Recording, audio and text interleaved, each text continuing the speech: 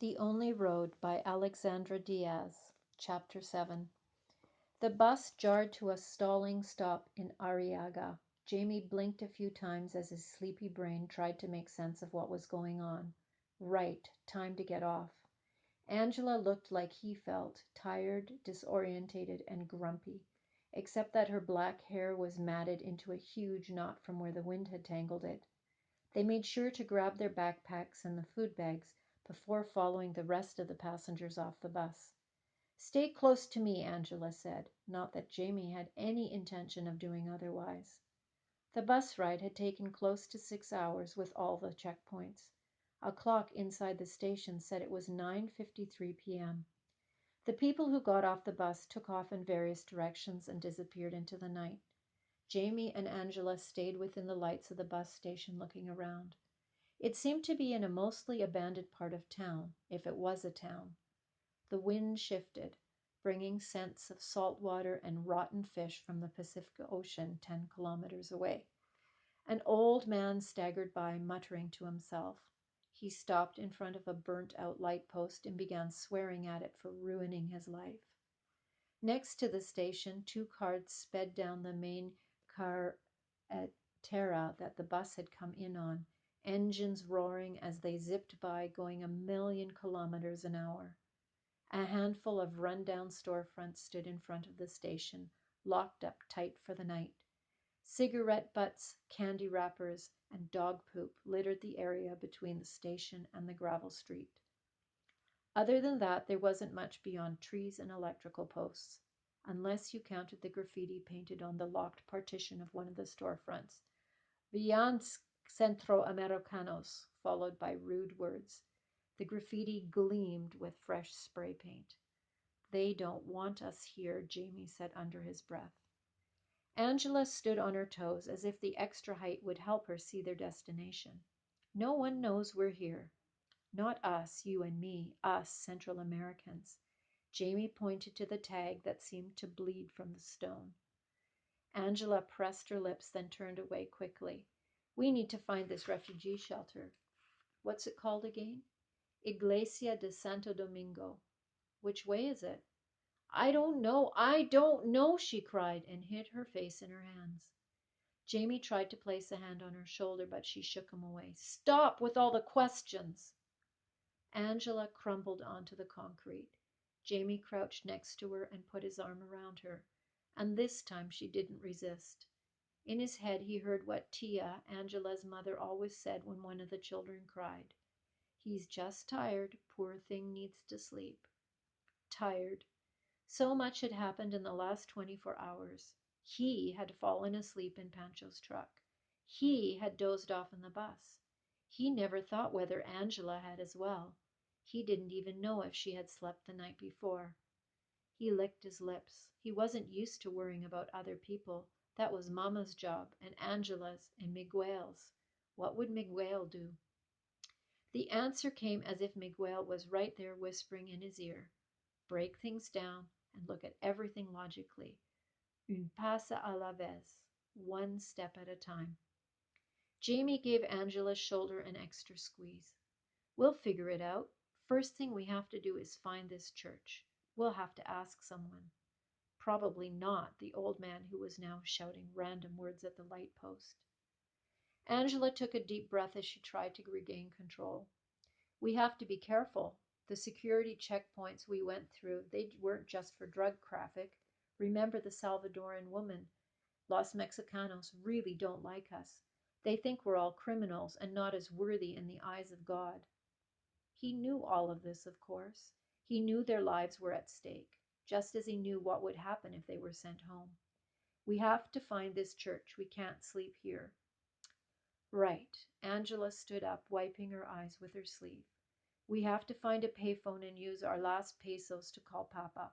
Hopefully he can get a hold of Padre Lorenzo who can—" Jamie waved her to stop. His attention returned to the graffiti like a magnet pull. Something was written under the hateful words. He edged closer to the grass median that divided the bus station parking lot from the street to be sure he read correctly. "God welcomes all at Santo Domingo, 17A Norte." Angela, look! He pointed at the writing. Could it be a trick? The address could lead them straight into whatever gang ran Arriaga or into La Migra headquarters, but he had a feeling they could trust it. Late as it was, with no one around to ask, it was their best option. There were no payphones in sight. We don't have another option, Angela said. We have to try it. The street corner in front of the bus station told them what number avenue they were on and the cross street in front of. Assuming Arriaga worked on a grid of some kind, as Tapachula had, as well as the villages back home, with number streets going up or down, they should eventually find the church, if they had the right address.